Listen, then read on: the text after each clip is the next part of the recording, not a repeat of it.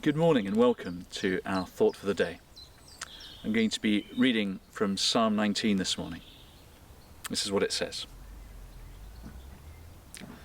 The heavens declare the glory of God.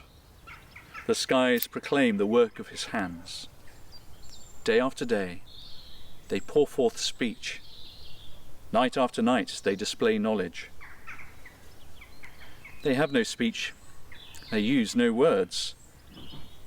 No sound is heard from them, yet their voice goes out into all the earth, their words to the ends of the world. In the heavens, he has pitched a tent for the sun, which is like a bridegroom coming out of his chamber, like a champion rejoicing to run his course. It rises at one end of the heavens and makes its circuit to the other. Nothing is deprived of its warmth. The law of the Lord is perfect, refreshing the soul. The statutes of the Lord are trustworthy, making wise the simple.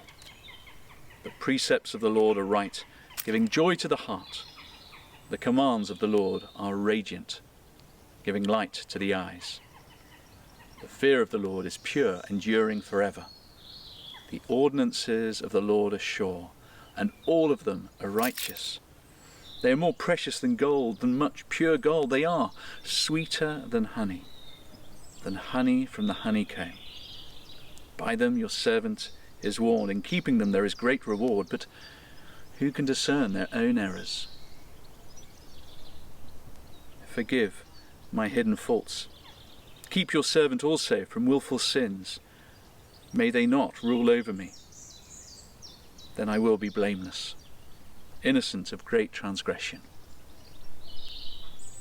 May these words of my mouth and this meditation of my heart be pleasing in your sight, Lord, my rock and my redeemer. What a fantastic psalm. And the beginnings of it is the psalmist looking at all of creation, and it's just stunning. Here I am in the vicarage garden, this stunningly huge, enormous garden, and it's just beautiful. The birds are singing, I hope you can hear that. The sun is out. It is absolutely glorious. And one can imagine that as the psalmist was writing the psalm, this is what he was imagining. Another one of these just gorgeous, beautiful days where it seems as if all creation is talking about the glory of God. I mean, it's glorious.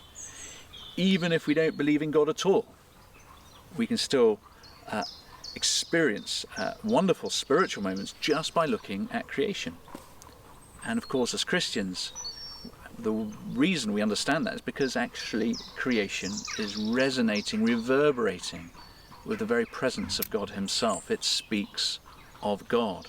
And as the psalmist wrote, even though this grass, this tree, doesn't have any words of its own, yet somehow it speaks of the beauty and the wonder of God himself. Having said that, the psalmist goes a little bit further. There's a sense in which we can know God in quite a general way. When we look at the stars, when we consider nature, or even as we approach science and the beauty of science, the beauty of mathematics, we can know something of the wonder of God, but in a very general way. It's what theologians call general revelation. But in the Old Testament there was a better way of knowing God. You could get to know him in more than just a general sense. You could begin to understand the character of God, the person of God. And of course the way that he was revealed was through the law. That is, the first few books of the Bible. And as you studied the law, you began to understand what God was actually like. Now, some of these laws, when you read into, when you start looking at the Old Testament, seem really quite alien. And many of the laws, of course, were written for temple worship and for a society that existed in the ancient Near East, which couldn't be more removed than the world that we live in today. And yet at the same time, Jesus reinterpreted the law for us. He looked at all those laws that were written and he explained to his disciples what they meant, how some of them spoke about him directly, and about how they were meant to reveal a God of love and a God of grace. And so, if we want to know God in a personal way, we turn to Jesus Christ, who is the fulfillment of the law and the prophets, who really shows us God as he is. It's a glorious psalm. We can start off by just appreciating the day to come close to God. But I'd encourage you today to look a little bit further. Dig deep into the law. Read a gospel. Reacquaint yourself with who Jesus Christ is.